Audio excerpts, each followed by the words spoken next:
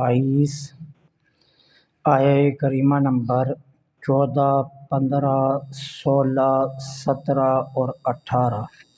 نحمدہ ونصلی ونسلم علی رسولہ الکریم، اما بعد، فاعوذ باللہ من الشیطان الرجیم، بسم اللہ الرحمن الرحیم۔ خلق الانسان من صلصال کالفخار وخلق الجان من مارج من نار فبأي آلاء ربكما تكذبان رب المشرقين ورب المغربين فبأي آلاء ربكما تكذبان صدق اللہ العظیم۔ خلق الانسان، اس نے انسان کو بنایا، من صلصال، سوکھی مٹی سے، کالفخار، جو ٹھیکرے کی طرح بجنے والی، وخلق الجان، اور اس نے جن کو بنایا، من مارج من نار، خالص آگ کے شعلے سے، فبأي آلاء ربكما تكذبان، اے جن و انس، تم اپنے رب کی کون کون سی نعمتوں کو جھٹلاؤ گے۔ رب المشرقین، مشرقین کا وہی رب ہے، ورب المغربین، اور مغربین کا وہی رب ہے۔ فبأي آلاء ربكما تكذبان، اے جن و انس، تم اپنے رب کی کون کون سی نعمتوں کو جھٹلاؤ گے۔ اللہ جل سبحانہ و تعالی نے اس سے پہلے عالم کبیر کا ذکر فرمایا۔ عالم کبیر کس کو کہتے ہیں؟ زمین، آسمان اور ان کے درمیان میں جو چیزیں ہیں، اس کو عالم کبیر کہا جاتا ہے۔ اللہ نے پہلے عالم کبیر کا ذکر فرمایا، جس میں اس کی وحدانیت اور اس کی قدرت پر بڑی بڑی دلیلیں تھیں۔ پھر اس کے بعد اب اللہ تعالیٰ عالم صغیر کا ذکر فرما رہا ہے، اور عالم صغیر سے مراد انسان، اور یہاں انسان سے مراد کون ہے؟ آدم علیہ السلام۔ فرمایا خلق الانسان، اس نے انسان کو پیدا کیا، بنایا۔ کس سے؟ دو لفظ بولے گے، صلصال اور فخار۔ صلصال کس کو کہتے ہیں؟ صلصال کہتے ہیں وہ ریت جس میں مٹی ملی ہوئی ہو، اور ریت بھی اور مٹی بھی بہت عمدہ قسم کی ہو، کہ جب وہ بہترین پانی میں گوندی جائے اور پھر اسے دھوپ میں رکھ کر خشک کیا جائے تو وہ پھٹنا شروع ہو جائے، اور اگر اسے ہلایا جائے تو وہ بجنے لگے۔ عربی زبان میں ایسی مٹی کو صلصال کہتے ہیں۔ اور فخار کا لفظ استعمال ہوا دوسرا۔ فخار کس کو کہتے ہیں عربی زبان میں؟ وہ ٹھیکرا جو پکانے سے پہلے ہوتا ہے، کچے برتن کا وہ ٹکڑا جو پکانے سے پہلے ہوتا ہے، پکنے کے بعد نہیں، پکنے سے پہلے، اس کو عربی زبان میں فخار کہتے ہیں۔ اللہ تعالیٰ کیا فرما رہے ہیں؟ اللہ تعالیٰ فرما رہے ہیں کہ اے انسان، تو غور کر، کس بات پر؟ اپنی تخلیق پر۔ عمدہ قسم کی سوکھی بجنے والی مٹی سے تجھے بنایا، اور روح پھونکنے سے پہلے تو کیا تھا؟ ایک کھوکھلا ٹھیکرا تھا جو بج رہا تھا۔ اب ذرا بات میری پر دھیان دینا، روح پھونکنے سے پہلے تو ایک کھوکھلا بجنے والا ٹھیکرا تھا، پھر تیرے وجود کو عزت کہاں سے ملی؟ روح ڈالنے سے۔ اب جب روح نہیں ڈلی تھی تو ایک بجنے والا کھوکھلا ٹھیکرا تھا، اور جب ہم نے روح ڈالی تو کائنات میں اشرف المخلوقات بن گیا۔ پھر جس دن ہم روح کو واپس لے لیں گے تو پھر وہی چیز ہو جائے گا، بے قدرہ، تیری کوئی قدر نہیں ہوگی۔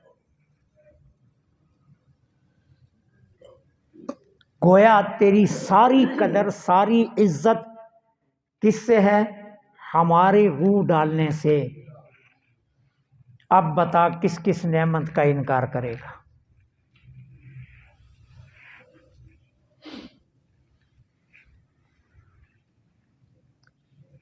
اور پھر دیکھ، ایک انسان سے تجھے بنایا، اور پھر اپنی کثرت پر غور کر، ہم نے تو صرف ایک انسان بنایا، پھر اتنی کثرت۔ اب اگر اس کثرت کو بیگ لٹانا چاہیں تو بات کہاں ختم ہوگی؟ وحدت پر۔ گنتی الٹی شروع کر لیں تو کہانی جا کر ختم کہاں ہوگی؟ آدم پر۔ اور آدم کیا ہے؟ ایک۔ کیوں؟ ہر کثرت وحدت کی طرف لوٹتی ہے، ہر کثرت وحدت کی طرف لوٹتی ہے۔ پیسے کو الٹا گننا شروع کر لیں، ایک پر آ کر رک جائے گا۔ انسانوں کو الٹا گننا شروع کر جائیں، آدم پر جا کر رک جائیں گے۔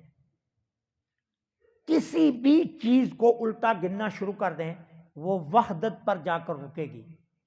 کہا یہی سب سے بڑی دلیل ہے ہماری وحدت پر کہ اللہ ایک ہے، دوسرا کوئی نہیں ہے۔ دیکھو کتنے خوبصورت انداز سے میرے رب نے بتا دیا کہ ہم نے تجھے سوکھی ہوئی بجنے والے ٹھیکرے سے پیدا کیا۔ وَخَلَقَ الْجَانَ، اور ہم نے جن کو بنایا، من مارج من نار، دو لفظ بولے، آگ سے، لیکن آگ ساری آگیں نہیں، مارج، عربی زبان میں مارج اس آگ کو کہا جاتا ہے کہ جو صاف ستھری ہو، جس میں دھوئیں کی کوئی آمیزش نہ ہو، جس میں کسی قسم کا دھواں نہ ہو، اور بالکل صاف ستھری آگ ہو۔ کہا ہم نے جن کو کس سے بنایا؟ ستھری آگ، خالص آگ کے شعلے سے۔ اور یہاں جن سے مراد کون ہے؟ ابلیس۔ جس طرح بنی نوع انسان کا باپ آدم ہے، بنی نوع جنات کا باپ ابلیس ہے۔ اللہ نے صرف ایک ابلیس کو بنایا، باقی سارے جنات پھر اس سے بنے۔ جس طرح ایک آدم کو بنایا تو باقی سارے انسان اس سے بنے۔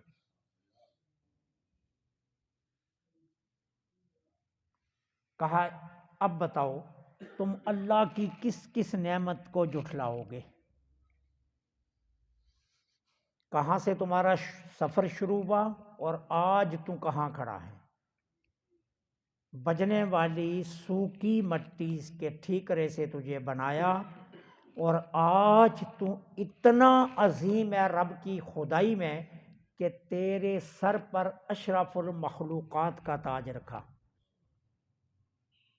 اور پھر تیرے وجود میں دیکھیے نا، خاندان میں ایک بندہ اگر کسی بڑے عہدے پر پہنچ جائے تو سارے خاندان والے فخر سے بتاتے ہیں یہ ہمارا رشتہ دار ہے، یہ ہمارا رشتہ دار، یہ ہمارا رشتہ دار۔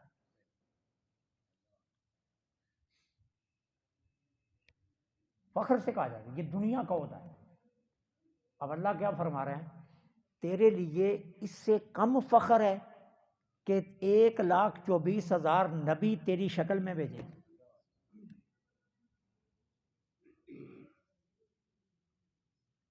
تیرے پیراہن میں آئے ہیں نبی،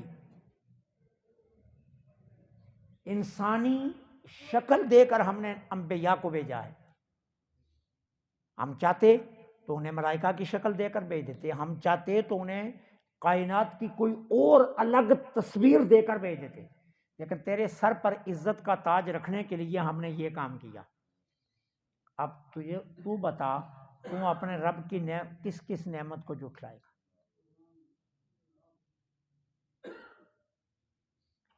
کبھی آئینے کے سامنے کھڑے ہو کر سوچ،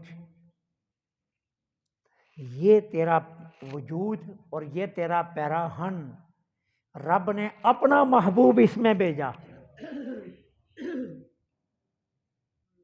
پھر بتا کس نعمت کا انکار کرے گا، کس کس نعمت کو جھٹلائے گا؟ رب المشرقین و رب المغربین، مشرقین کا رب بھی وہی ہے اور مغربین کا رب بھی وہی ہے۔ اس میں بھی اللہ کی انسان پر ایک نعمت ہے جو نعمت اسے یاد کروائی جا رہی ہے، وہ کیا؟ وہ نعمت یہ ہے کہ ہر روز سورج، مشرق کہتے ہیں سورج کے طلوع ہونے کی جگہ کو، اور مغرب کہتے ہیں سورج کے غروب ہونے، ڈوبنے کی جگہ کو۔ ہر روز سورج اپنے طلوع کا مقام بدلتا ہے۔ گرمیوں میں 1 درجہ ہر روز سورج جلدی طلوع ہوتا ہے، اور سردیوں میں ہر روز 1 درجہ سورج لیٹ طلوع ہوتا ہے۔ اسی طرح گرمیوں میں ہر روز سورج 1 درجہ لیٹ غروب ہوتا ہے، اور سردیوں میں 1 درجہ ہر روز سورج پہلے غروب ہو جاتا ہے۔ نتیجہ، گرمیوں میں دن بڑے، راتیں چھوٹی، اور سب سے بڑا دن گرمیوں میں 15 گھنٹے کا اور رات 9 گھنٹے کی، اور سردیوں میں سب سے چھوٹا دن 9 گھنٹے کا اور سب سے بڑی رات 15 گھنٹے کی۔ نمبر 1۔ نمبر 2، سورج گرمیوں میں اور جگہ سے طلوع ہوتا ہے اور جگہ جا کر غروب ہوتا ہے، اور سردیوں میں اور جگہ سے طلوع ہوتا ہے اور جا کر غروب اور جگہ ہوتا ہے۔ اب سردیوں میں دیکھیں تو سورج یہاں سے بالکل سٹریٹ آتا ہے، سیدھا، اور سیدھا جا کر غروب ہو جاتا ہے۔ گرمیوں میں سورج وہاں سے نکلتا ہے، پھر آہستہ آہستہ سفر کرتا ہوا یہاں آتا ہے، پھر یہاں سے وہ سیدھا ہوتا ہے، پھر شام کو جب غروب ہونے لگتا ہے تھوڑا سا رخ بدل کر، مقام بدل کر غروب ہوتا ہے، دن کو لمبا کرنے کے لیے۔ اب اس میں تیرے اوپر نعمت کیا ہے؟ نمبر 1، تیرے اوپر جو رب کی نعمت ہے، انسان، اگر سورج مسلسل ایک جگہ سے طلوع ہوتا اور ایک جگہ سے غروب ہوتا تو اس تسلسل میں تو اکتا جاتا۔ کیوں کہ دن ایک جیسے رہتے، راتیں ایک جیسی رہتی، اور تو اکتا جاتا۔ نمبر 2، موسم کا تغیر نہ ہوتا، سارا موسم یکساں رہتا۔ اب تیرا نقصان کیا ہوتا؟ عدم تغیر موسم سے تو کھیتی باڑی نہ کر سکتا، فصلیں نہ پکتی، پھلوں میں مٹھاس نہ آتی، اور سردیوں اور گرمیوں کے الگ الگ پھلوں کا تصور نہ آتا۔ پھر تجھے مسلسل ایک ذائقے پر رہنا پڑتا۔ اب اگر سورج ایک ہی طرح چلتا تو فصل پر شدت سے گرمی پڑنے سے فصل جل جاتی، پھلوں میں مٹھاس نہ آتی۔ اب رب کیا کرتا ہے؟ سورج کے رخ بدلتا رہتا ہے تاکہ فصل پکے بھی لیکن وہ جلے بھی نہ، اور پھل تیار بھی ہو جائے اور وہ اندر سے گلے بھی نہ، ان کے اندر مٹھاس قائم رہے۔ کہا اب بتا تو رب کی کس کس نعمت کو جھٹلائے؟ کتنا خیال ہے رب کو تیرا کہ وہ تجھے اکتانے نہیں دیتا، ایک طرح کا دن نہیں رکھتا، ایک طرح کی رات نہیں رکھتا، دن اور رات کا دورانیہ بڑھاتا رہتا ہے اور گھٹاتا رہتا ہے تاکہ تجھے اکتاہٹ نہ پیدا ہو، اور سورج اور چاند کے نظام کو بدلتا رہتا ہے تاکہ تیرے لیے کھیتی باڑی اور فصلوں کو پکانا اور پھلوں میں مٹھاس اور ذائقے کی آسانی رہے۔ اب اس لیے اس نے ایک مشرق نہیں، ایک مغرب نہیں، دو مشرقیں دو مغربیں بنا دی۔ گرمیوں میں سورج کسی اور جگہ سے طلوع اور جگہ ڈوبتا ہے، سردیوں میں اور جگہ سے طلوع اور جگہ جا کر ڈوبتا ہے۔ تو کہا دو مشرقوں کا رب اور دو مغربوں کا رب وہی ہے۔ اب بتا تم اپنے رب کی کون کون سی نعمت کو جھٹلائے گا؟ یا جن و انس؟ کیوں کہ اس میں اس فائدے میں جن بھی شامل ہیں۔ موسمی تغیر کا فائدہ جنات کو بھی ملتا ہے، ٹھیک ہے؟ اس لیے گروہ جن و انس دونوں کو مخاطب کیا گیا کہ تم گروہ جن و انس بتاؤ کہ تم اپنے رب کی کون کون سی نعمت کو جھٹلاؤ گے۔ تخلیق سے لے کر پرورش تک کا سفر اپنا دیکھ لے، اور پرورش سے لے کر واپس لوٹ جانے تک کا اپنا سفر دیکھ لے۔ مٹی سے چلا تھا، مٹی میں لوٹ جائے گا، مٹی سے چلا تھا، مٹی میں لوٹ جائے گا، لیکن درمیان میں دیکھ کتنے شاندار اہتمام تیرے لیے کیے گئے جس کا نام زندگی ہے۔ اب بتا تم اپنے رب کی کون کون سی نعمت کو جھٹلائے؟ اللہ سے دعا ہے اللہ قرآن سمجھ